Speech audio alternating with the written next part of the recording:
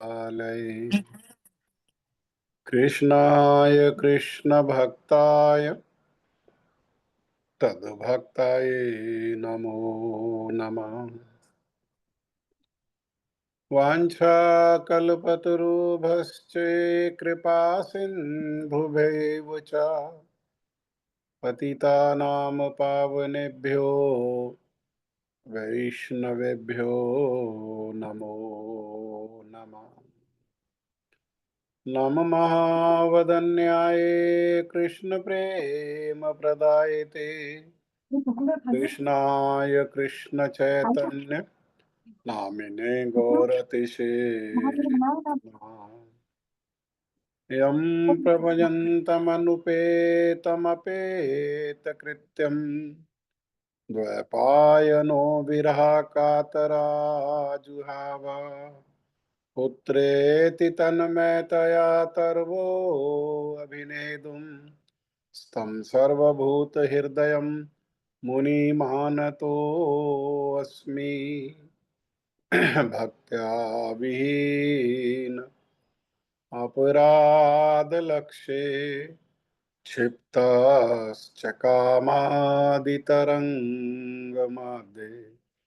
कृपामयि त्वां शरणं प्रपन्ना वृन्दे नमस्ते चरणारविन्दम् वृन्दे नमस्ते चरणारविन्दम् वृन्दे नमस्ते चरणारविन्दम्। श्रीकृष्ण चैतन्य प्रभु नित्यानंदा श्री अद्वैत गदाधर श्रीवासादि गौर भक्त वृंद। हरे कृष्ण कृष्ण कृष्ण हरे हरे हरे राम राम राम हरे हरे। मैं सबसे पहले मेरे गुरुपाद पद्म नित्य लीला प्रविष्ट ओम विष्णुपाद परमहंस परिव्राजकाचार्य अस्तोत्रशत युगाचार्य श्री श्रीमद् भक्ति वेदांत शिला नारायण गोस्वामी महाराज जी के अभय चरणारविंद में अनंत कोटि दंडवत प्रणाम करते हुए उनकी कृपा याचना करता हूँ। तदुपरांत नित्य लीला प्रविष्ट ओम विष्णुपाद अस्तोत्रशत श्री श्रीमद् भक्ति वेदांत स्वामी महाराज शील प्रभुपाद जी के चरण सरोज में अनंत कोटि दंडवत प्रणाम। रूपानुग गुरु परंपरा के चरणों में अनंत कोटि दंडवत प्रणाम।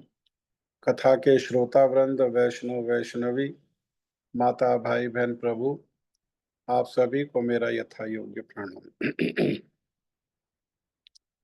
हम लोग चर्चा कर रहे थे थर्सडे को। उससे पहले मैं एक प्रार्थना करना चाहता हूँ कि हम लोग जो कीर्तन करते हैं वो कीर्तन में हमें बहुत कुछ नया करने की आवश्यकता नहीं है। जो कीर्तन हमारे आचार्यों द्वारा गुरु वर्गों द्वारा गुरु परंपरा के द्वारा गोस्वामी वर्गों के द्वारा जो कीर्तन जो रचित हैं ऐसे जो कीर्तन है वो भक्ति से परिपूर्ण है और उनमें उन रचयिताओं के हृदय उसमें मिला हुआ है।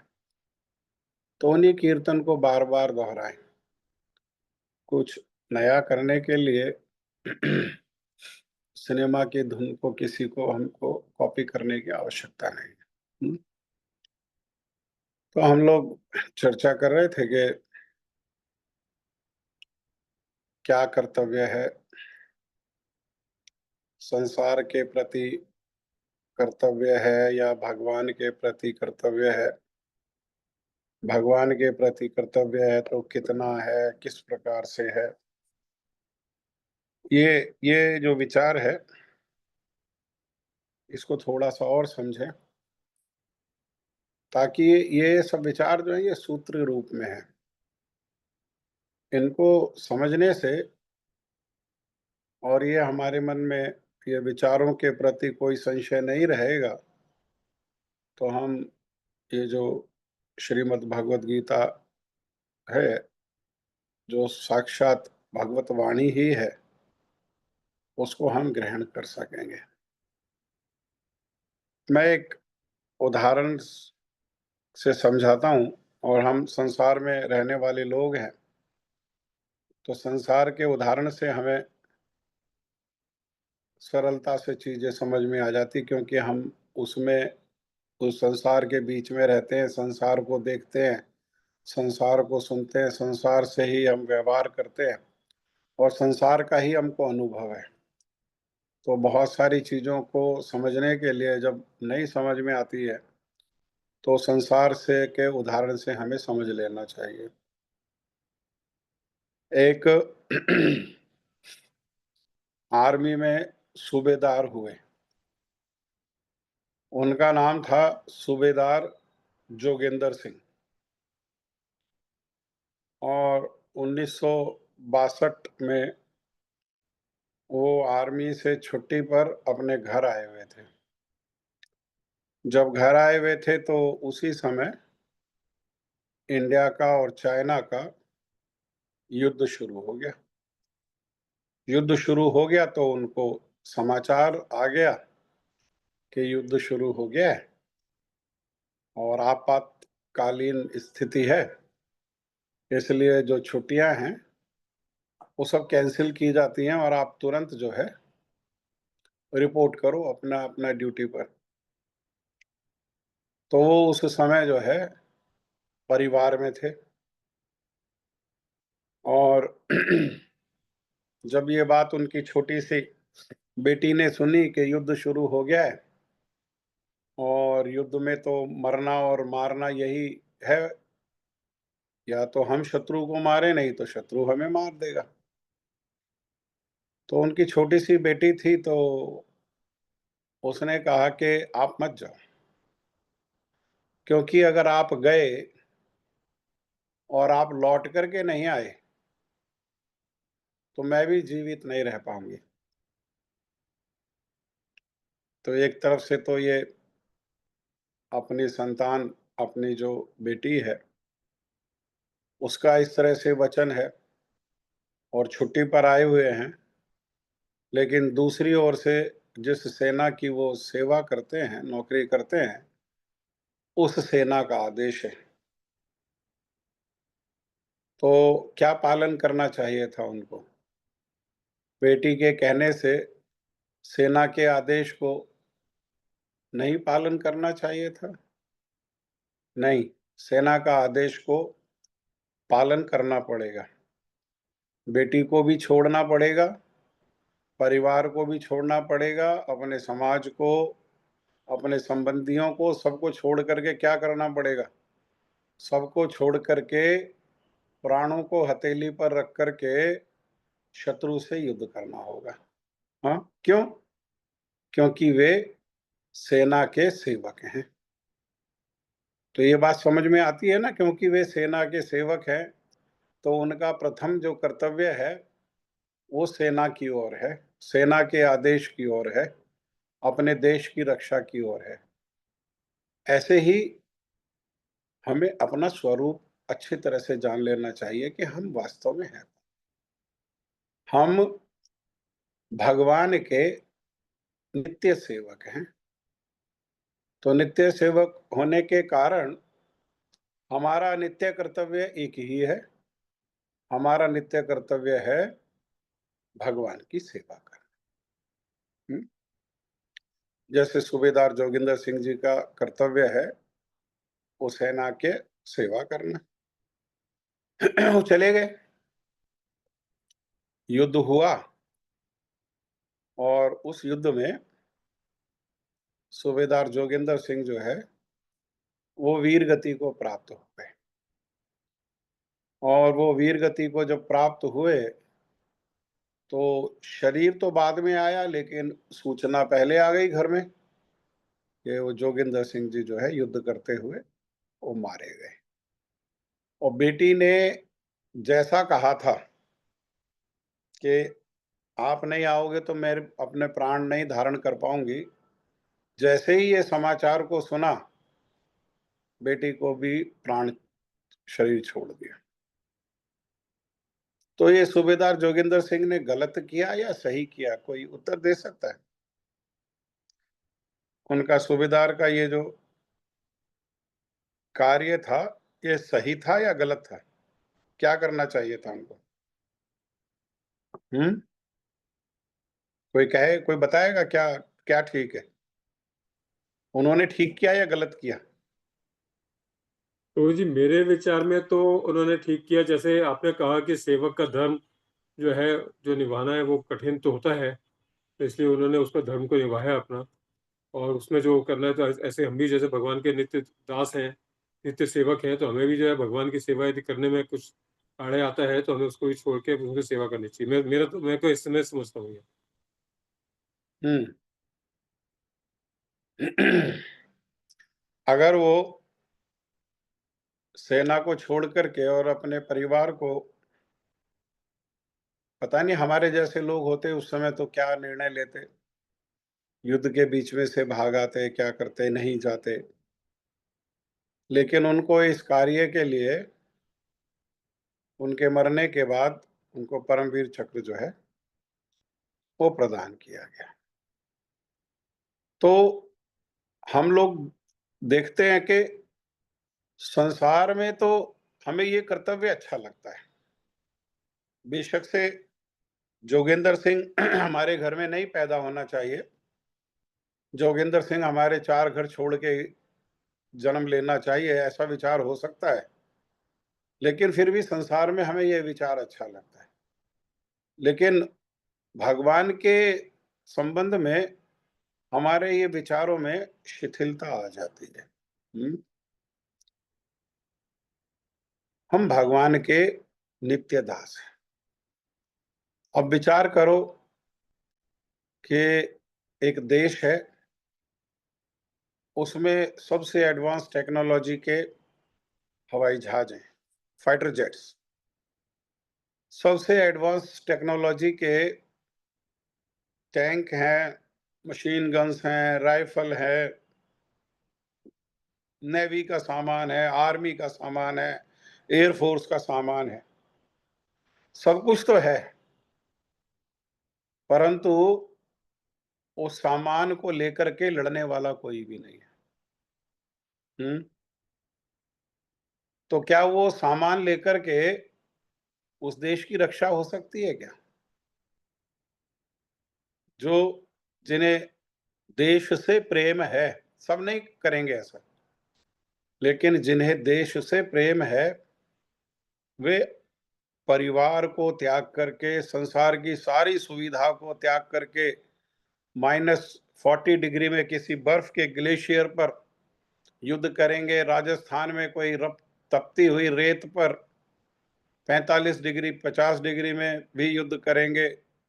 किसी समुद्र के किनारे मच्छर और दूसरे हिंसक जीव होने पर भी क्या करेंगे? वो देश की रक्षा करें। ऐसे ही जब तक माएं बेटे नहीं देंगी, पत्नियां पति को नहीं देंगे और बहनें भाइयों को नहीं देंगी, तो देश की रक्षा कैसे हो? इसी प्रकार से अगर माएं बेटों को धर्म के कार्य के लिए नहीं देंगी, धर्म में हमारे पास वेद है, पुराण है, उपनिषद है, हाँ, श्रीमद् भागवतम है, भगवत गीता है, कितना एक से एक श्रेष्ठ ग्रंथ है, परंतु कोई उसको आचरण करने वाला नहीं, और आचरण करके उसे बताने वाला कोई नहीं। तो ये जो ग्रंथ है, ये रक्षा कर पाएंगे? केवल ग्रंथ रक्षा कर पाएंगे? हाँ, सनातन धर्म का प्रचार प्रसार हो पाएगा? सनातन धर्म की रक्षा होगी? धर्मो रक्षति रक्षता, नहीं। जो धर्म की रक्षा करेंगे वो धर्म के द्वारा रक्षित होंगे। हाँ, तो माताएं को क्या करना होगा? पुत्रों को देना होगा, ये धर्म के कार्य के लिए।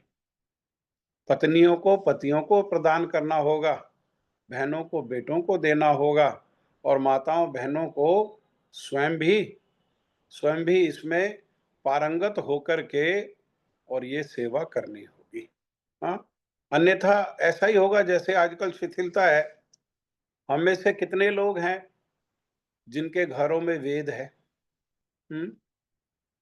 मैं समझता हूँ जितने लोग अभी कनेक्टेड हैं, शायद ही किसी के घर में वेद हो। वेद को लोगों ने छापना बंद कर दिया, प्रिंट करना बंद कर दिया। क्यों? क्योंकि वेद को पढ़ने वाला कोई नहीं है, पढ़ाने वाला कोई नहीं है। जब पढ़ने वाला ही नहीं है तो पढ़ाएँगे क्या? हाँ? पढ़ने वाले नहीं, पढ़ाने वाले नहीं, और पढ़ने और पढ़ाने वाले नहीं तो वेद को लेने वाले नहीं, वेद को लेने वाले नहीं तो छाप करके क्या करेंगे? हाँ? धीरे, धीरे, धीरे, धीरे सनातन धर्म जो है वो लुप्त हो रहा है। हुँ? धीरे, धीरे, धीरे सनातन धर्म में अज्ञानता का प्रभाव ज़्यादा फैल रहा है, और धीरे, धीरे, धीरे हमारा क्या हो रहा है? हमारी बुद्धि अर्जुन की तरह, बस जैसे अर्जुन की बुद्धि वो परिवार और संसार के लोगों से मोहित होकर के, और वो समझ ही नहीं पा रहा क्या करना है, क्या नहीं करना है। ऐसे ही हमारी बुद्धि भी बस मैं और मेरा, इसी के द्वारा मोहित होकर के अज्ञान में पड़ी हुई है, और क्या कर्तव्य है और क्या कर्तव्य नहीं है वो हम नहीं जानते हैं। इसीलिए क्या करना है, क्या नहीं करना है, हम जब जानते ही नहीं हैं तो निर्णय कैसे करेंगे क्या क्या करना है, क्या नहीं करना है? हाँ? भगवान के हम लोग नित्य, हमारा स्वरूप ही है। जीवेर स्वरूप होए नित्येर कृष्णदास। हमेशा हमेशा के लिए हम भगवान के दास हैं, भगवान के दास हैं। भगवान श्री कपिल देव अपनी माता देवहूति को भक्ति युक्त सांख्य योग की शिक्षा देते हुए वो गर्भ में बालक की स्थिति बताते हैं प्रथम दिवस से और जन्म होने तक। और जैसे थोड़ा सा वो बढ़ता है तो वो भगवान से प्रार्थना करता है कि प्रभु, ये जो अवस्था है जहाँ पे मैं पड़ा हुआ हूँ, बड़ी नारकीय अवस्था है, नरक की अवस्था है। गर्भ में उल्टा लटका होता है, छोटा-सा वो गर्भाशय, उसी में जैसे-तैसे सिकुड़ करके शरीर को बाँध करके उल्टा लटका हुआ होता है। वहाँ अंधेरा, किसी प्रकार का कोई प्रकाश नहीं, 24 घंटे में से 24 घंटे अंधेरा है, कोई प्रकाश नहीं है। गर्म उबलता हुआ पानी में वो डूबा हुआ होता है, और वहाँ गंदगी होती है सारी। पेट में क्या है? पेट में कोई अच्छी चीज़ थोड़ी है, पेट में संसार की सारी गंदगी तो पेट में ही है। हाँ? मल है, मूत्र है, मांस है, मज्जा है, वीर्य है, हाँ, सब कुछ तो है। सब कौन सी ऐसी गंदगी है जो पेट में नहीं है? उस गंदगी के बीच में होता है। हाँ, विचार करो, 24 घंटे किसी व्यक्ति को इस प्रकार से गंदगी में डुबो करके रखा जाए, और उस गंदगी में छोटे-छोटे, छोटे-छोटे कीड़े होते हैं, और वो कीड़े उसको, त्वचा को काटते हैं। हाँ, और उस बालक में शक्ति नहीं कि वो हटा भी सके। जन्म लेने के बाद भी अगर कोई मच्छर काटने लगे, तो बालक में शक्ति नहीं होती है कि वो मच्छर को भी हटा सके, तो गर्भ में कैसे हटा सकता है? हिल भी नहीं सकता वहां पर तो। हाँ, इतनी दुर्दशा होती है। तो उस दुर्दशा से, और बार बार उस अवस्था में अचेतन हो जाता है, बार बार मूर्छित हो जाता है, बार बार। कभी माँ तीखा खाती है, तीखा खाने के कारण वो तो माँ से जुड़ा हुआ है, जो माँ खाती है उसी से उसको मिलता है। जो जैसी माँ की भावना होती है वैसे ही भाव का प्रभाव उसके ऊपर पड़ता है, जो माँ सोचती है वही प्रभाव उसके ऊपर पड़ता है। उससे तीखे खाने से मूर्छित हो जाता है कई बारी, उसके कोमल कोमल अंगों में जाकर के लगता है वो। हाँ, बच्चे का जन्म हो जाता है, मैया जब तक बच्चे को दूध पिलाती है, मैया जो खाती है उसका भी प्रभाव बच्चे के ऊपर आता है। तो बच्चा जब है ही गर्भ में और पूर्णता मैया के ऊपर आश्रित है, हाँ, तो तब हर चीज का असर उसके ऊपर आता है। कई बारी जो है वो मूर्छित हो जाता है, अचेतन हो जाता है। तो चेतना आती है तो उसको क्या चेतना आती है? चेतना आती है भगवत चेतना। तो वहां किससे प्रार्थना कर सकता है? किसी से प्रार्थना नहीं कर सकता सिवाय भगवान के। क्यों? क्योंकि उस अवस्था में भी उसके साथ कोई नहीं होने पर भी भगवान उसके साथ है। भगवान उसको उस अवस्था में भी नहीं छोड़ते हैं। हाँ, तब वहां प्रार्थना करता है, प्रभु ये बड़ी नारकीय अवस्था है, बड़ी दुर्दशा है, बड़ी दुर्गति है, बड़ा कलेश है, बड़ा कष्ट है, मेरी रक्षा करो और मुझे इस नरक की अवस्था से बाहर निकाल दो। मुझ पर कृपा करो प्रभु, प्रार्थना करता है। हाँ, तो भगवान पूछें कि भाई इस अवस्था से निकल करके बाहर क्या करोगे? अरे बाहर जाओगे तो बाहर कुछ करोगे ना। हाँ, तो बाहर क्या करोगे? तो जीव उस समय सबसे पहला इस संसार में आने के बाद सबसे पहला प्रॉमिस करता है भगवान से। भगवान को सबसे पहला वचन देता है। यहाँ आके संसार में किसी को वचन बाद में देगा। हाँ, वचन देने योग्य जब होगा तब देगा। लेकिन गर्भ में सबसे पहले जीव भगवान को वचन देता है कि प्रभु आप मेरी सहायता करो और प्रसव वेग से मुझे इस गर्भ से बाहर निकाल दो। और बाहर जाकर के मैंने जान लिया प्रभु कि केवल आपके भजन से ही जीवन में सुखी हुआ जा सकता है। अन्य किसी कार्य से जीव कुछ भी करने पर सुखी हो नहीं सकता। तो बाहर जाकर के क्या करूंगा? एकमात्र अपने कर्तव्य को पालन करूंगा और एकमात्र मेरा कर्तव्य है आपकी सेवा करना, आपका भजन करना। प्रभु आपके भजन को छोड़ करके मैं अन्य कुछ भी नहीं करूंगा, अन्य कुछ भी नहीं करूंगा। अन्य कुछ भी नहीं करूंगा। ये हम सब, मैं, आप और जितना भी संसार में जीव हैं, हम सब ये वचन दे करके आए हैं भगवान को। सबसे पहला वचन भगवान को दिया हमने कि प्रभु हम बाहर जाकर के संसार में आकर के हम केवल आपका भजन करेंगे, केवल आपकी सेवा करेंगे। हाँ? संसार में वचन का मान रखने के लिए तो बहुत सारे लोग अपने प्राणों को भी दे देते हैं। रघुकुल रीत सदा चली आई, प्राण जाए पर वचन ना जाई। दशरथ जी ने अपने वचन की रक्षा करते हुए अपने प्राणों को बलिदान कर दिया। प्राण तो दे दिया लेकिन अपने वचन को नहीं तोड़ने दिया। राम के बिना नहीं रह सकते, राम ही उनका प्राण है। राम गए तो प्राण ही चले गए, परंतु तब पर भी उन्होंने क्या किया? तब पर भी अपने वचन की रक्षा करी। हाँ, संसार में तो हमारा इस प्रकार का व्यवहार है कि अपने वचन को हम रक्षा करने के लिए कितनी चेष्टा, कितना प्रयास करते हैं और अपना प्राण तक दे देते हैं। और जो भगवान से वचन दिया उस वचन का निर्वाह कौन करेगा?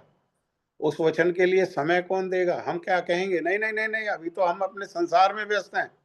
वो वचन बाद में देखा जाएगा, बुढ़ापे में देखेंगे, मरने के समय देखेंगे। हाँ, बुढ़ापे में कुछ नहीं होता। सब कुछ कब होता है? जवानी में। संसार के सारे कार्य जवानी में ही होते हैं। पढ़ाई जवानी में होती है, नौकरी बिजनेस जवानी में होता है, विवाह जवानी में होता है, संतान उत्पत्ति जवानी में होती है। हाँ, धन एकत्र जो है युवावस्था में होता है। बुढ़ापे के भरोसे छोड़ते हैं कुछ कि चलो अभी नहीं, जब युवावस्था में नहीं, शादी बुढ़ापा में करेंगे। अरे अभी पढ़ करके क्या करना है? एक बार 60-65 साल के हो जाएं तो फिर देखते हैं ग्रेजुएशन क्या करना है ना। अभी विवाह करके क्या करेंगे? 80 साल के हो जाएंगे तो विवाह के बारे में विचार करेंगे। अभी संतान को जन्म दे करके क्या करेंगे? बुढ़ापे के भरोसे संसार का कोई काम छोड़ते हैं? हाँ, कब करते हैं? एक्सट्रीम, जब क्रीम पीरियड है, जो बेस्ट पीरियड है लाइफ का, तब करते हैं। क्यों? क्यों? क्यों तब करते हैं? बुढ़ापे के भरोसे क्यों नहीं छोड़ते? क्योंकि जानते हैं कि बुढ़ापे में कुछ होता नहीं है, बुढ़ापे में कुछ कमाया नहीं जा सकता। जवानी में, युवा अवस्था में जो कमाया है, उसको ही बुढ़ापे में बैठ करके खाया जा सकता है। ऐसे ही भजन भी कब कर सकते हैं? युवा अवस्था, जब इंद्रियां शक्तिशाली हैं, तभी भगवान का भजन किया जा सकता है। कौन सी आयु से? तो प्रहलाद महाराज कह रहे हैं, कौमार आचरति प्राज्ञो, 5 वर्ष की आयु से। प्राज्ञ बुद्धिमान लोग क्या करते हैं? वो बुद्धिमान लोग भजन को, भगवान की सेवा को युवा अवस्था के भरोसे, वृद्धावस्था के भरोसे नहीं छोड़ते। 5 वर्ष की आयु से ही क्या करते हैं? वो भगवान का भजन करते हैं, है ना?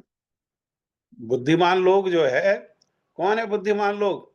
बुद्धिमान लोगों में से एक हैं श्रील सुखदेव गोस्वामी पाद जी। श्रील सुखदेव गोस्वामी पाद जी अपने मैया के गर्भ में हैं, हाँ? और मैया के गर्भ में कोई महीना, 2 महीना, 10 महीना, 1 साल नहीं, 16 वर्ष अपने मैया के गर्भ में रहे। और गर्भ को धारण करना, माताओं को पता है कितना कष्ट है, 7, 8, 9 महीना गर्भ को धारण करने में कितना कष्ट होता है। और जो मैया 16 वर्ष के बालक को भी गर्भ में धारण कर रही है, तो विचार करो उसको कितना कष्ट होगा। और उसके कष्ट से दुखी होकर के उनके पति और श्रील सुखदेव गोस्वामी पाद जी के पिताजी व्यासदेव जी कहने लगे कि बेटा, तुम्हारी मैया को बहुत कष्ट है, कि गर्भ से बाहर आ जाओ। तो उन्होंने वही मना कर दिया, कहने नहीं, मैं यहाँ बहुत सुखी हूँ, बहुत सुख है यहाँ पर। अभी तो हम सुन रहे हैं, भगवान कपिल देव बता रहे हैं कि सब प्रकार का दुख है, सब प्रकार का कलेश है, लेकिन वो, उनको क्या सुख है? क्यों नहीं संसार में आना चाहते? सारे जीव तो प्रार्थना कर रहे हैं भगवान से कि हमें बाहर संसार में भेजो, और वो कह रहे नहीं, हम यहीं ठीक है, हमें यहीं सुख है। कारण क्या है? क्योंकि जो विपरीत अवस्था होती है जब जीवन में, तो उसमें 24 घंटे में से 24 घंटे भगवान का स्मरण बना रहता है। दुख में सुमिरन सब करें, सुख में करे न कोई। दुख कलेश की स्थिति में भगवान का स्मरण बना रहता है, हाँ? तो वहां जो है विपरीत परिस्थिति है, इसीलिए क्या है? इसीलिए वहां भगवान का नित्य स्मरण बना रहता है।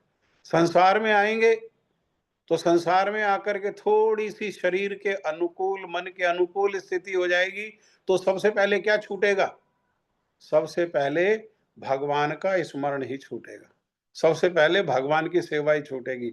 संसार के बाकी सारे कार्य तो बड़े अच्छे से, बड़ी कुशलता से होंगे, लेकिन छूटेगा कौन सा काम? छूटेगा एकमात्र भगवान का स्मरण ही छूटेगा, भगवान की सेवा ही छूटेगी, हाँ? इसीलिए सुखदेव गोस्वामी पाद जी संसार में नहीं आना चाहते। क्या छोड़ा देता है? संसार में माया छोड़ा देती है। माया क्या है? अज्ञान। अज्ञान क्या है? मोह। मोह क्या है? मैं और मेरा, हाँ? मैं और मेरा, यही मोह है। इसी मोह से अज्ञान की उत्पत्ति होती है। और अज्ञान क्या है? अज्ञान ही माया है। क्या अज्ञान? क्या ज्ञान? भगवान को भूल करके विषयों में, सांसारिक विषयों में, मैं और मेरा में लग जाना, ये क्या है? यही अज्ञान है। क्योंकि प्रहलाद महाराज कह रहे हैं कि लोग संसार में जानते नहीं किसको? छोटे से बच्चे हैं, 5 वर्ष की आयु है, और ये ज्ञान किसको दे रहे हैं? वो जो हिरण्याकश्यपु ने शुक्राचार्य के 2 लड़के षंड और अमर को उनको पढ़ाने के लिए रखे हैं, उनके पूछने पर, हाँ, उनके पूछने पर कि अरे तुझे किसी ने सिखाया है क्या? किसने समझा दिया तेरे को? कोई गुरुकुल में विपरीत स्वभाव का, विपरीत विचारों का कोई बालक है क्या? क्योंकि अलग अलग परिवारों से बच्चे आते हैं, तो अपने परिवार में जो विचार होता है उसी विचार को लेके बच्चे आते हैं वहां पर। तो कोई विपरीत जो बच्चा है, विचारों वाला बच्चा, वो तो नहीं है। तेरे को हमने तो पढ़ाया नहीं, हाँ? तो ये पढ़ाई कहाँ से पढ़ ली भाई तूने? ये क्या है ये? तो उन्होंने बताया कि संसार के लोग स्वार्थ को नहीं जानते, बनते तो हैं स्वार्थी, लेकिन अपने स्वार्थ को नहीं जानते। अपना स्वार्थ कौन है? तो कह प्रहलाद महाराज कह रहे हैं कि एकमात्र हमारे जो स्वार्थ हैं, वो भगवान ही हमारे एकमात्र स्वार्थ, हाँ, एकमात्र स्वार्थ हमारे भगवान है, और कोई हमारा स्वार्थ नहीं है। जीवन में दो चीज है, हम पहले भी कई बारी चर्चा की इस बात को। एक है संपत्ति और एक है विपत्ति। तो संपत्ति का कारण क्या है और विपत्ति का कारण क्या है? संपत्ति और विपत्ति दोनों के कारण भगवान ही हैं। ब्रह्मा जी कह रहे हैं ना, सर्व कारण कारणम, सारे कारणों के परम कारण है वो। तो संपत्ति और विपत्ति दोनों के कारण एकमात्र भगवान है। किस प्रकार से? कि भगवान का स्मरण ही ये संपत्ति है। भगवान का स्मरण ही सारी संपत्ति का कारण है, सारे सुख का, आनंद का और परम गति का, भगवान को प्राप्त करने का, यहाँ तक कि भगवान को अपनी सेवा और प्रेम से वशीभूत, अपने वश में कर लेने का मार्ग भी क्या है? ये भगवान का स्मरण है। और भगवान का विस्मरण, विस्मरण कब होता है? माया में लगा हुआ जीव भगवान को भूल जाता है। भगवान का विस्मरण ही संसार में सब प्रकार की विपत्ति का कारण है। कोई दुख है, कलेश है, रोग है, केस है, संसार में किसी प्रकार का भी कष्ट है, अलग अलग जीव को अलग अलग प्रकार का कष्ट हो सकता है, सबके अपने मन के अनुसार बनाए हुए कष्ट हो सकते हैं, लेकिन सारे कष्टों का कारण क्या है? सारे कष्टों का एकमात्र कारण है भगवान का विस्मरण। भगवान का विस्मरण अर्थात भगवान को भूलते कब है? माया को पकड़ते ही भगवान का विस्मरण। माया को पकड़ना, सावधानी हटना, और माया को पकड़ते ही भगवान का विस्मरण होना, दुर्घटना का घट जाना। इस प्रकार से एक ही कर्तव्य है, एक ही कर्तव्य है। अगर गृहस्थ हैं तो गृहस्थों का विरोध नहीं है, घर छोड़ने की आवश्यकता नहीं है, परिवार छोड़ने की आवश्यकता नहीं है। क्या छोड़ने की आवश्यकता है? उनके प्रति जो मोह है, उनके प्रति जो आसक्ति है, उनके प्रति जो ममता है, ममत्व है, उसको छोड़ने की आवश्यकता है ना? जैसे वो नारियल होता है ना, तो ऊपर से बड़ा कठोर आवरण है उसका, वो फल अंदर है और ऊपर जो है आवरण बड़ा कठोर है। लेकिन अगर उसको कोई तोड़े, है ना, तोड़ के देते हैं ना, नारियल पानी पिलाने के बाद तोड़ के देते हैं मलाई खाने के लिए, तो उसको जो है मलाई को क्या करना पड़ता है? वो खुरच खुरच के वो अपने आवरण से चिपटा रहता है। क्यों? क्योंकि कच्ची अवस्था है। और पक जाए तो उसी आवरण के बीच में रहते हुए, उसी आवरण के बीच में रहते हुए वो पकने पकने पर क्या होता है? उसको ऐसे बजाओ तो अलग से आवाज आती है, वो अपने आवरण से अलग हो जाता है अंदर उसी उसी नारियल के अंदर होते हुए, उसी खोल के अंदर होते हुए भी जो फल है वो उससे अलग हो जाता है। ऐसा ही ये भक्तों ने इसी प्रकार की स्तुति की है। हाँ, वृत्तासुर जो राजा चित्रकेतु थे, उन्होंने भी यही इसी प्रकार से स्तुति की है कि मुझे जहां भी मेरे कर्मों के फल के अनुसार जन्म मिले, मिल जाए, कोई दिक्कत नहीं है। और जहां भी जन्म मिलेगा वहां कुछ ना कुछ तो मिलेगा ही। और वो कह रहे हैं चार चीजें, कुछ और मिले ना मिले, चार चीजें तो मिलेंगी मिलेंगी। एक क्या मिलेगा? एक ये शरीर, शरीर मिलेगा, जिस भी कर्म के अनुसार, जो भी वो कर्म फल के अनुसार शरीर मिलेगा, है ना, कोई भी शरीर मिलेगा। और जहां भी शरीर मिलेगा वहां स्त्री को पुरुष और पुरुष को स्त्री प्राप्त होगी, मेल फीमेल होंगे वहां पर, है ना। तो स्त्री मिलेगी और स्त्री और पुरुष के संग होने पर संतान मिलेगी। हाँ, तीन चीजें। और कुछ ना कुछ जो है वो संपत्ति मिलेगी। जैसे मान लो पक्षी का जीवन है तो कोई घोंसला आदि संपत्ति होती है, हाँ? और कोई पशु का जीवन है तो कोई कंदरा, गुफा, है ना, कोई गली, कोई नाली, वो संपत्ति के रूप में होती है। किसी भी शरीर में जाएं, चींटियां हैं तो बिल के रूप में, सांप है तो बिल के रूप में, चूहा है तो बिल के रूप में, कुछ ना कुछ तो संपत्ति होती है ना। पशुओं की अपनी फिर टेरिटरी भी होती है। हाँ, उतने के वो उस टेरिटरी के वो राजा होते हैं, तो संपत्ति मिलेगी। तो वो कह रहे हैं ये सब मिलना है तो ये भी मिल जाए, कोई दिक्कत नहीं है। हाँ, आत्म, आत्मज, दार, गेहेश, 4 चीजें। आत्म मने शरीर। आत्मज मने संतान, और आत्मज के कारण दार, आत्मज किसके, संतान किसके कारण आएगी? अरे स्त्री पुरुष के समागम के कारण, तो स्त्री को पुरुष और पुरुष को स्त्री। दारा, गेहेश, घर आदि संपत्ति। प्रभु जो भी मिलना है मिल जाए, लेकिन मिलने पर क्या हो? मिलने पर भी मेरी आसक्ति एकमात्र आपके चरणों में हो, उस शरीर में, उस आत्मज में, उस दार में, उस गेहश में मेरी आसक्ति ना। क्योंकि वैष्णव वैराग्य श्रेष्ठ वैराग्य है। वैष्णवों का वैराग्य कैसा है? फाल्गु नहीं है, वैष्णवों का वैराग्य है युक्त वैराग्य। अर्थात वो एक तो उस फाल्गु वैरागी का विचार क्या है? ये भी माया, तुम भी माया, मैं भी माया, संसार भी माया, ये भी इस प्रकार से ये सब क्या है? ये सब माया ही माया है। लेकिन जो युक्त वैरागी हैं उनका क्या विचार है? युक्त वैरागी का विचार है कि ये सब कुछ प्रभु का है, इसमें से कुछ भी मेरा नहीं है। तो युक्त वैराग्य का अर्थ क्या है? कि जो भी सहज सरल रूप में मिलता है, घर मिले, कार मिले, संपत्ति मिले, पत्नी मिले, बच्चे मिले, वो क्या करते हैं? वो उस सब संपत्ति पर अपना स्वामित्व ना जता करके, स्वयं को स्वामी ना मान करके, उस सारी संपत्ति को वो भगवान की संपत्ति मानते हैं, और उस सब संपत्ति को क्या करते हैं? उस सारी संपत्ति को भगवान की सेवा में, सब कुछ, घर को भी भगवान की सेवा में लगा देते हैं। घर में सुंदर मंदिर स्थापन करके वहां ठाकुर जी को विराजमान करके ठाकुर जी की सेवा करते हैं। अब घर में जो भी क्रिया हो रही है उसके केंद्र में ठाकुर जी है।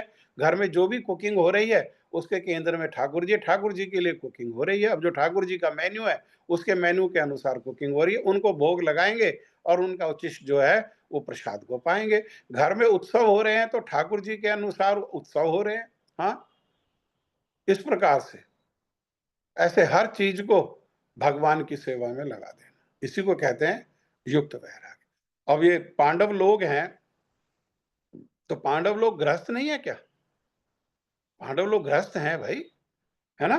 भाई हैं, पत्नियां हैं, और माँ है, बच्चे हैं। लेकिन वो पांडवों के प्रेम और सेवा के वश में है कृष्ण। उनका अपना घर है द्वारका में, पत्नियां हैं द्वारका में, और बच्चे हैं द्वारका में, सब कुछ द्वारका में है, राजा हैं द्वारका के। लेकिन उनका द्वारका में मन ही नहीं लगता, कहाँ पड़े रहते हैं? हाँ, मेरे गुरु जी का शब्द है, पड़े कहाँ, पड़े रह कहाँ रहते हैं? हाँ, ये अधिकारी लोग इस प्रकार से बोल सकते हैं। कहाँ पड़े रहते हैं? ये पांडवों के घर में पड़े रहते हैं। हाँ, और जाने लगते हैं तो कभी कोई पांडव रोक लेता है, कभी कोई पांडव रोक लेता है, कभी कुंती महारानी, कभी युधिष्ठिर महाराज, कभी भीमसेन, कभी अर्जुन, ऐसा करके उनको रोक लेते हैं। और जब यहाँ इंद्रप्रस्थ में थे और फिर जिद कर गए कि नहीं अब बहुत समय हो गया, एक बार कुंती महारानी के बुआ के कहने से रुक गए, एक बार बड़े भैया युधिष्ठिर महाराज के कहने से रुक गए, बड़े भैया भीमसेन के कहने से रुक गए, सखा अर्जुन के कहने से रुक गए, बहुत समय हो गया। तब कहने लगे अब मैं जा रहा हूँ, अब तो आप सबकी इच्छा पूरी होगी, आप सबने कहा रुकने के लिए तो मैं रुक भी गया, तो अब मैं थोड़ा द्वारका जाता हूँ। तो क्या किया पांडवों ने?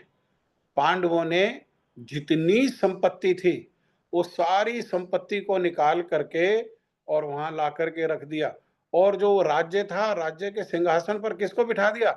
भगवान को बिठा दिया। भगवान को बिठा करके वे अपने सारे परिवार के साथ उनके चरणों में बैठ गए।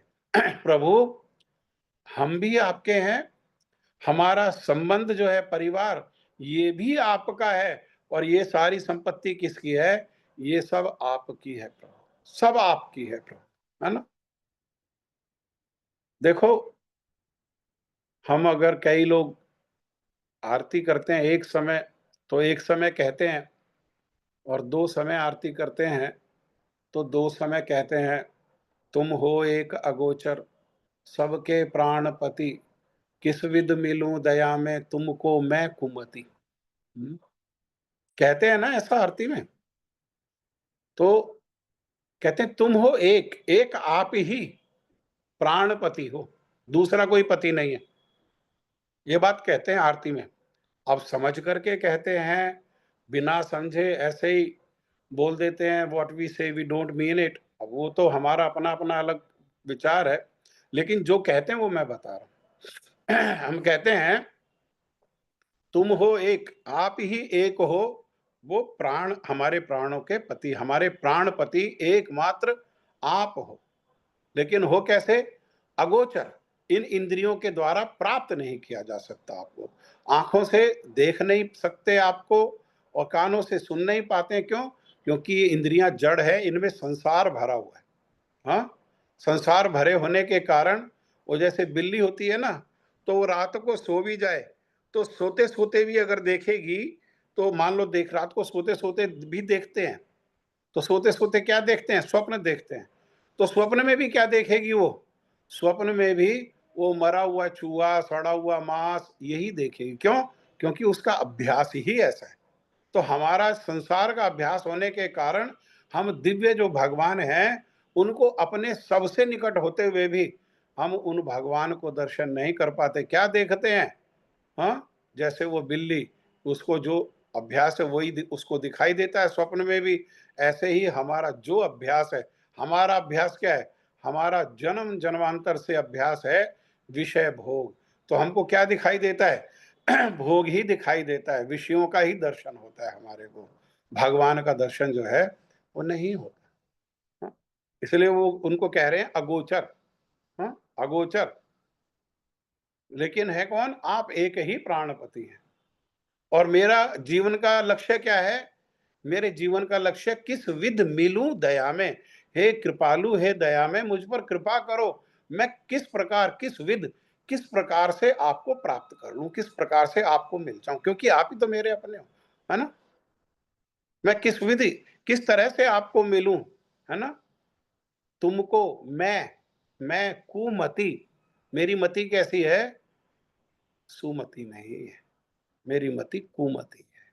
कुमति मतलब मति पूर्ण रूप से संसार में, विषयों में, अहम मेति में, मैं और मेरा में मेरी सारी की सारी मति लगी हुई है। मेरी मति से कोई रास्ता नहीं, कोई उपाय नहीं सूझता कि मैं आपको किस प्रकार से मिलूं। लेकिन मेरे जीवन का लक्ष्य क्या है? आपको प्राप्त करना। किस विध, वरना क्यों कहते किस विध मिलूं दया में? भगवान को क्या करना है हमने मिल करके, है ना? अगर हमारा उनसे कोई संबंध नहीं है, हमारा उनसे कोई लेना-देना नहीं है, तो भगवान से मिल कर के क्या करना है? जिनसे लेना-देना है उन्हीं से मिलेंगे। हाँ? लेकिन कह रहे हैं कि इतने व्याकुलता से कह रहे हैं, किस विध मिलूं दया में, हे करुणा में मुझ पर करुणा करो, कृपा करो। मैं क्या, मेरे को कोई उपाय नहीं सूझ रहा कि मैं किस तरह से आपको मिलूं। क्यों? क्यों नहीं उपाय सूझ रहा? क्योंकि मेरी मति सुमति नहीं है। आपको प्राप्त करने का उपाय कहाँ सूझता है? सुमति, विवेक, सुमति को कहते हैं विवेक जहाँ पर है। लेकिन जो संसार है और संसार के विषय हैं और अहम ममेति से जनित जो मोह है, उससे क्या होता है? उससे विवेक आच्छादित हो जाता है, उससे विवेक छिप जाता है। तो विवेक जागृत कहाँ होता है?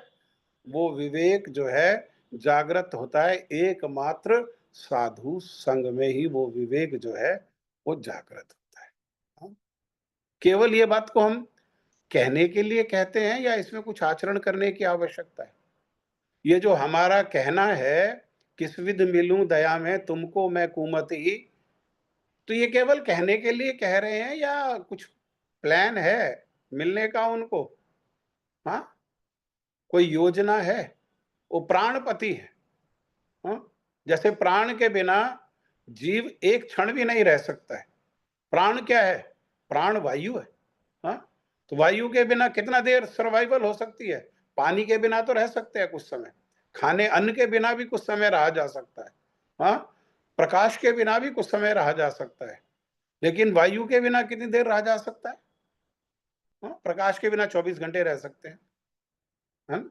खाने के बिना भी 24 घंटे रात जीवित रहा जा सकता है, पानी के बिना भी 24 घंटे जीवित रहा जा सकता है, लेकिन वायु के बिना एक क्षण भी जीवित, अर्थात कहने का अर्थ ये है कि मैं आपके बिना एक क्षण भी जीवित नहीं रह सकता, इसलिए मुझे आपको प्राप्त करना अति आवश्यक है।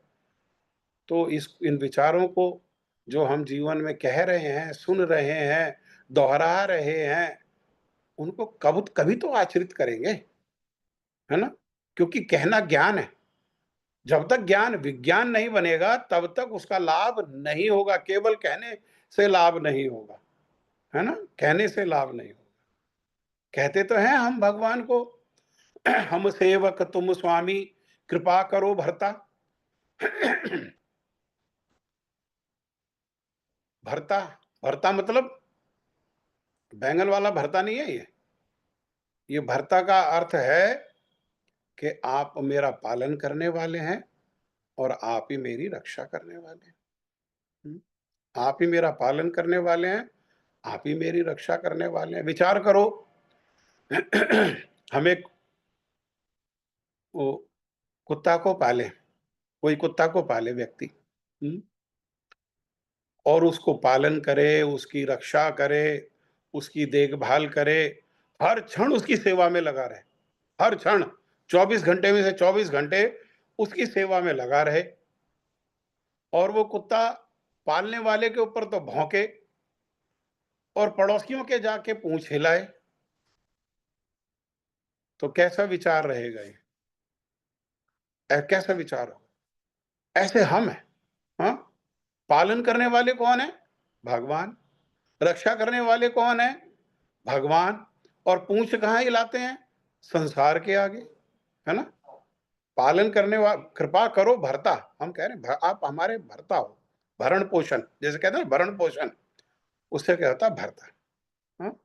पालन करने वाले भगवान, रक्षा करने वाले भगवान, रखने वाले भगवान, हर समय रहने वाले भगवान, हर समय हमारी सेवा करने वाले भगवान। संसार में कोई हमारी हर समय सेवा नहीं करता। कोई ऐसा है जो 24/7 हमारी सेवा करता है?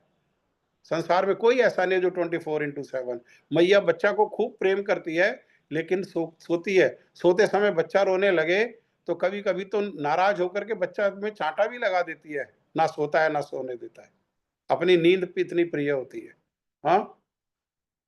लेकिन भगवान नहीं ऐसा करते, कभी चाँटा नहीं लगाते हमारी सेवा करने के लिए। वो नाराज़ नहीं होते कभी हमारी सेवा करने के लिए। 24 घंटे में से 24 घंटा, एक-एक साँस, वो कौन है? वो प्राण। वो प्राण जो वायु है, वो प्राण कौन है? वो स्वयं भगवान है।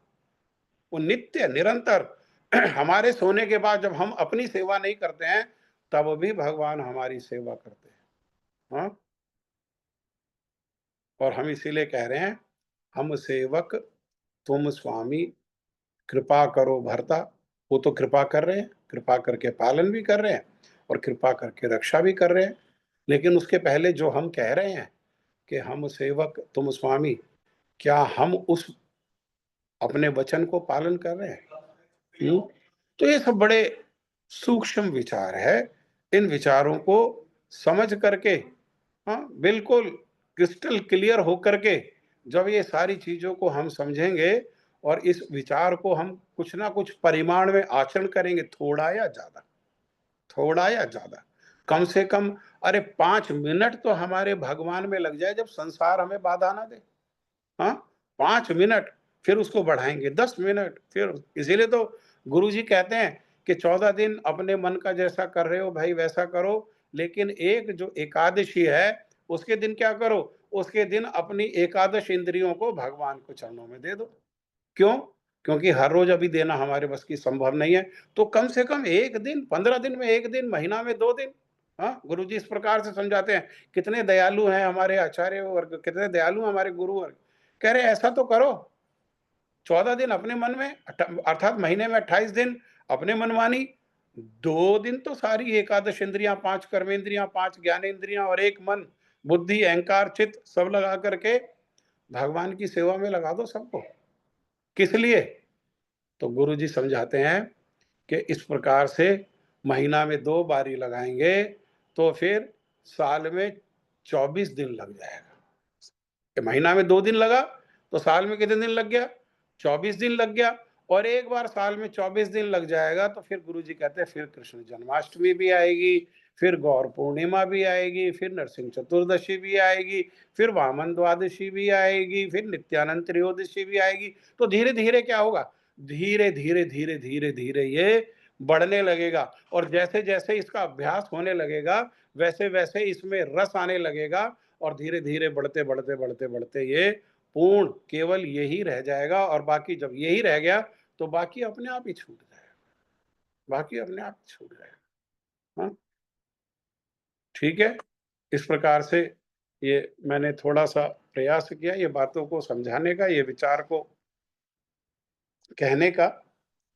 तो हम लोग श्रीमद् भगवद गीता यथारूप अध्याय 2 श्लोक संख्या 2 को पढ़ रहे थे। अभी इस विचार तो में और किसी का कुछ कहना है, या ठीक से समझ में आ रहा है ये बातें? वही बहुत आज अच्छी तरह समझ आ रहा है। आज नहीं हो पा रहा, चिंता नहीं, लेकिन ये समझ में आ जाना चाहिए कि हमारा लक्ष्य ये है। नहीं हो पा रहा है ना, तो नहीं हो पा रहा है तो क्या करें? तो नहीं हो पा रहा है तो उसके लिए पश्चाताप, पश्चाताप, अरे नहीं हो पा रहा, रोएं। पश्चाताप का मतलब क्या है? रोएं। हाँ, क्यों? क्योंकि अगर हो भी नहीं पा रहा और जो हो पा रहा उसी को एंजॉय करते रहेंगे तो कभी नहीं होगा। जो नहीं हो पा रहा है उसकी जगह जो हो रहा है उसके प्रति पश्चाताप के प्रभु, कर्तव्य तो मेरा ये है लेकिन कर मैं ये रहा हूं। क्या क्या कारण है? कारण है कि आपकी माया बड़ी प्रबल है और मैं उस माया से हार जाता हूं, और हारने के कारण ये सब हो रहा है। आप कृपा करके मुझे बल प्रदान करें, आप कृपा करके मुझे शक्ति प्रदान करें, आप कृपा करें। भगवान के चरणों में रोएं, भगवान के भक्तों के चरणों में रोएं। लेकिन लक्ष्य क्या है? लक्ष्य को हमेशा सामने रखें। लक्ष्यहीन जो क्रिया है वो कहीं नहीं पहुंचती है। गुरुजी कहते थे कि पहले कुछ करने के पहले अपना लक्ष्य सीधा करो।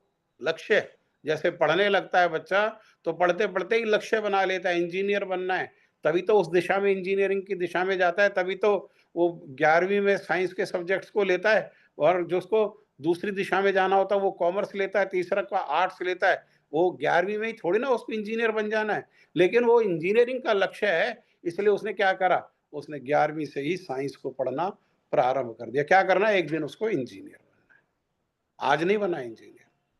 हाँ, और सब क्या करता है? फोकस होकर के, फोकस होकर पढ़ना शुरू कर देता है, फोकस होकर के। वहीं ऐसे ही हमारा ये लक्ष्य है और हम क्या करें? इसी लक्ष्य पर फोकस रहें, इससे डेविएट ना हो। अगर इससे डेविएशन होती है तो उसके लिए हमारे हृदय में पश्चाताप होना चाहिए, और पश्चाताप होने के साथ प्रार्थना होनी चाहिए। जब हम जो नहीं करना है वो कर रहे हैं उसके प्रति पश्चाताप होगा, और जो करना है हम नहीं कर पा रहे हैं उसके लिए हमारी प्रार्थना होगी, तभी हमको ये लक्ष्य की प्राप्ति हो पाएगी। अन्यथा कभी भी अगर जो कर रहे हैं उसी को एंजॉय करते रहेंगे, है ना, कोई पश्चाताप नहीं, कोई हीन भावना नहीं, कोई हे भावना नहीं, तो कहाँ से उन्नति होगी हमारी, है ना? और जो हमें करना है, जो हम नहीं कर रहे हैं, उसके प्रति हमारी कोई प्रार्थना नहीं है, उसके प्रति हमारी कोई रोना-धोना नहीं है, तो कैसे कोई प्राप्त हो पाएगा वो? हाँ, कभी भी नहीं हो पाएगा।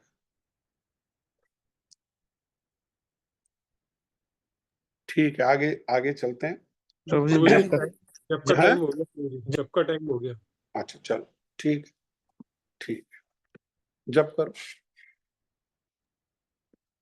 ॐ अज्ञानतिमिरन्धस्य ज्ञानाञ्जनशलाकया चक्षुरुन्मिलितं येन तस्मै श्रीगुरुवे नमः। नमः ॐ। संपत्ति है, ये भी भगवान की संपत्ति है। और फिर कहते हैं तेरा तुझको अर्पण, क्या लागे मेरा? ये जानते हैं कि इसमें हमारा कुछ नहीं है ना? कि खुद ही कह रहे हैं, ऐसा ही कहते हैं ना आरती में। हाँ, तेरा तुझको अर्पण, क्या लागे मेरा? हमारा इसमें कुछ नहीं लग रहा। जब तुम आपका है तो हम क्या कर रहे हैं? तो आपके चरणों में ही समर्पित कर रहे हैं। तो जब हमारा शरीर, हमारा मन, हमारा संबंधी, हमारे संपत्ति सब भगवान की है, और हम कह भी रहे हैं कि आपकी है तो आपकी है तो आप ही को अर्पित कर रही है। तो अगर जो इस प्रकार से जानते हैं कि सब कुछ भगवान का है और भगवान को ही समर्पित करना है, और वो करते हैं तो वो ईमानदार है।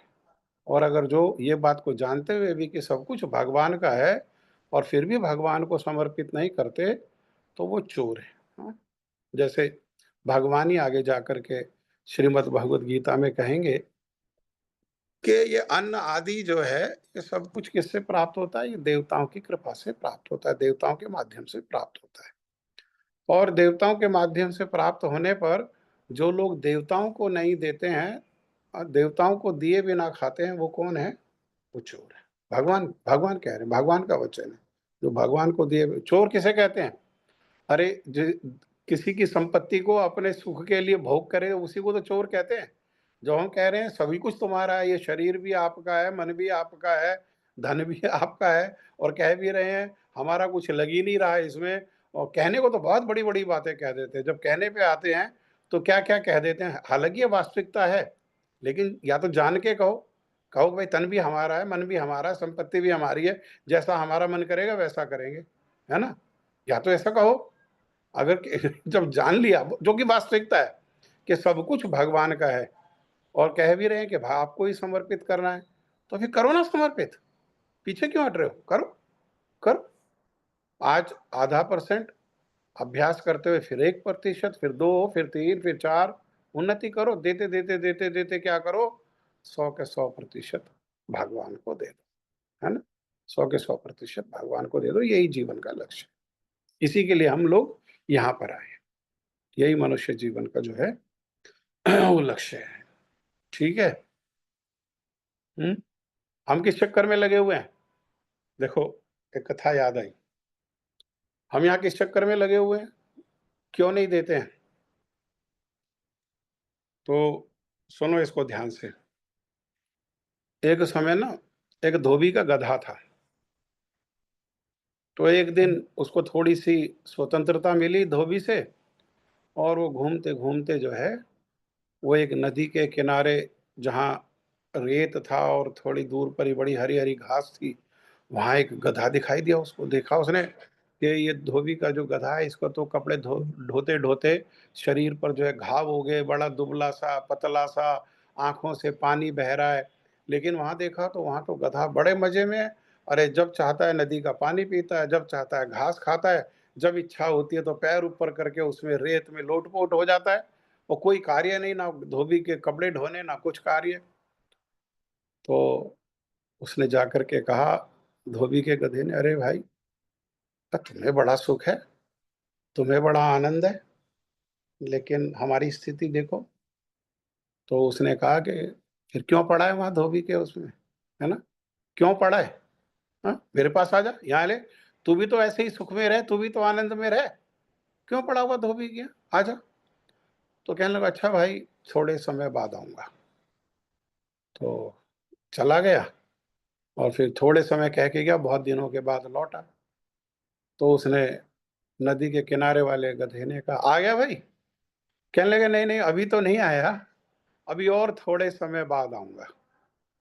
ऐसा करते करते 3-4 बारी आया, आना जाना हुआ, और उसने हमेशा पूछा, अब आ गया, अब आ गया? तो कह रहे, नहीं अभी नहीं, अभी नहीं, अभी नहीं, और थोड़े समय के बाद आऊंगा। तो जब 5-6 बारी ऐसा हो गया, तो एक दिन झुंझलाहट हो गई नदी वाले गधे को। कहने लगा, वे तू, तेरी समस्या क्या है?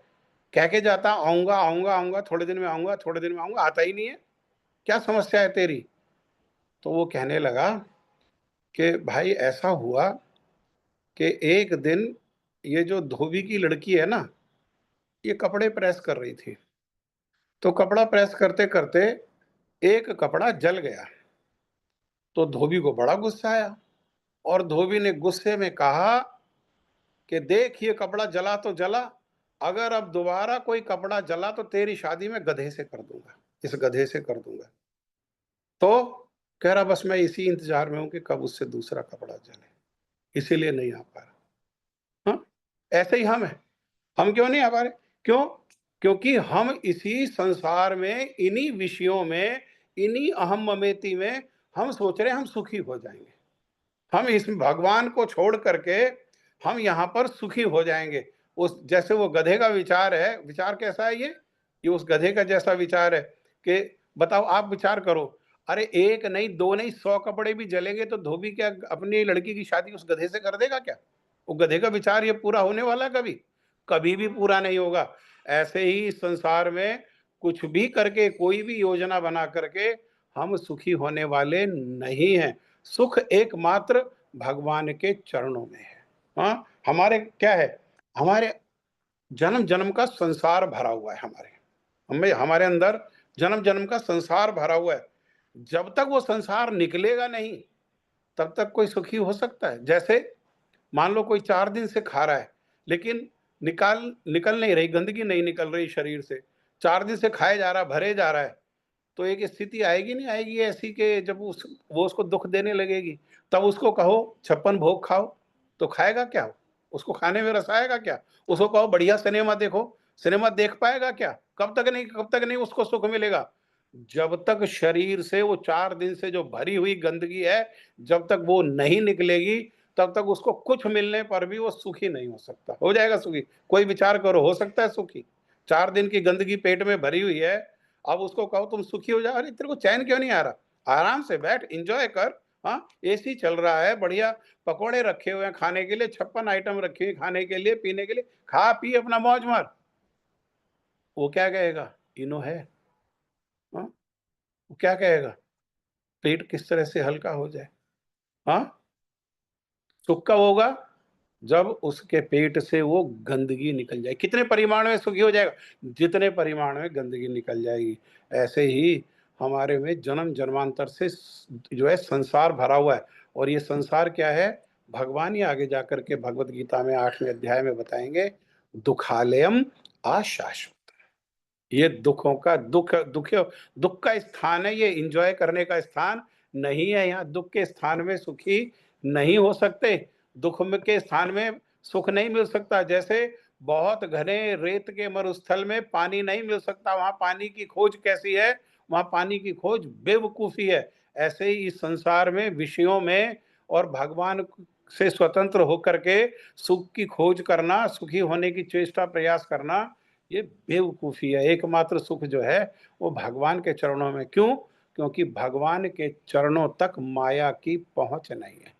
भगवान के चरण कमल माया से परे हैं, अन्यथा सब जगह भगवान की माया है, और माया हमें सुख से एक क्षण के लिए नहीं बैठने देती, वो प्रताड़ित करती रहती है। ठीक है? अनेकों-अनेक उदाहरण है इस प्रकार से। समझ में आया? कोई शंका तो नहीं अब? हुँ? अब ये बात ठीक से है या अभी भी कहने वाली है तन मन धन सब कुछ तेरा तेरा तुझको अर्पण क्या लागे मेरा? विचार करना। This is food for thought. जय शील गुरुपाद पद्म की जय। श्री श्री गुरु गौरांगन धर्विका गिरिधारी श्री राधा विनोद विहारी श्री राधा रमण विहारी श्री राधा गोविंद देव की जय। जय। परम आराध्यतम जयम विष्णुपाद परमहंस परिव्राजकाचार्य स्तोत्र शतयुगाचार्य श्री श्रीमद् भक्ति वेदांत शील नारायण गोस्वामी महाराज की जय। जय नित्य लीला प्रविश्वम विष्णुपाद स्तोत्र श्री श्रीमद् भक्ति वेदांत शिल वामन गोस्वामी महाराज की जय। जय नित्य लीला प्रविश्वम विष्णुपाद स्तोत्र श्री श्रीमद् भक्ति वेदांत शील त्रिविक्रम गोस्वामी महाराज की जय। जय नित्य लीला प्रविश्वम विष्णुपाद स्तोत्र श्री श्रीमद् भक्ति विज्ञान शील भारती गोस्वामी महाराज की जय। जय नित्य लीला प्रविश्वम विष्णुपाद स्तोत्र श्री श्रीमद् भक्ति वेदांत स्वामी महाराज शील प्रभुपाद की जय। जय नित्य लीला प्रविष्टोम विष्णुपाद स्तोत्र श्री श्रीमद् भक्ति प्रज्ञान श्री केशव गोस्वामी महाराज की जय। जय नित्य लीला प्रविष्टोम विष्णुपाद स्तोत्र श्री श्रीमद् भक्ति दयित माधव गोस्वामी महाराज की जय। जय नित्य लीला प्रविष्टोम विष्णुपाद स्तोत्र श्री श्रीमद् भक्ति रक्षक श्रीधर गोस्वामी महाराज की जय। जय नित्य लीला प्रविष्टोम विष्णुपाद स्तोत्र श्री श्रीमद् भक्ति श्री रूप सिद्धांति गोस्वामी महाराज की जय। जय नित्य लीला प्रविश्वम विष्णुपाद स्तोत्र श्री श्रीमद् भक्ति प्रमोदपुरी गोस्वामी महाराज की जय। जय नित्य लीला प्रविश्वम विष्णुपाद स्तोत्र श्री श्रीमद् जगत गुरु शील भक्ति सिद्धांत सरस्वती ठाकुर शील प्रभुपाद की जय। महाभागवत गौर किशोरदास बाबा जी महाराज की जय। सप्तम गोस्वामी श्री सच्चिदानंद भक्ति विनोद ठाकुर की जय। वैष्णव सार्वभौम शील जगन्नाथ दास बाबा जी महाराज की जय। गौड़ीय वेदांताचार्य शील बलदेव विद्या भूषण की जय। रसिक चूड़ामणि शील विश्वनाथ ठाकुर पाद की जय। श्री नरोत्तम श्रीनिवास श्री श्यामानंद प्रभु त्रय की जय। शील कृष्णदास कविराज गोस्वामी प्रभु की जय। श्री रूप सनातन भट्ट रघुनाथ श्री जीव गोपाल भट्ट दास रघुनाथ षड गोस्वामी प्रभु की जय। श्री स्वरूप दामोदर श्री राय रामानंद आदि गौर भक्त वृंद की जय। समागत गौर भक्त वृंद की जय। अनंत कोटि वैष्णव वृंद की जय। रूप अनुगुरु वर्ग की जय। सुपरिक श्री गौर हरि की जय। प्रेम से कहो श्री कृष्ण चैतन्य प्रभु नित्यानंद श्री अद्वैत गदाधर श्रीवासादि श्री गौर भक्त वृंद की जय। श्री श्री राधा कृष्ण गो गोपी गोवर्धन श्याम कुंड राधा कुंड द्वादश वनात्मक श्री ब्रजमंडल धाम की जय। श्री नवदीप धाम की जय। श्री वृंदावन धाम की जय। भक्ति देवी तुलसी महारानी की जय। गंगा देवी यमुना देवी की जय।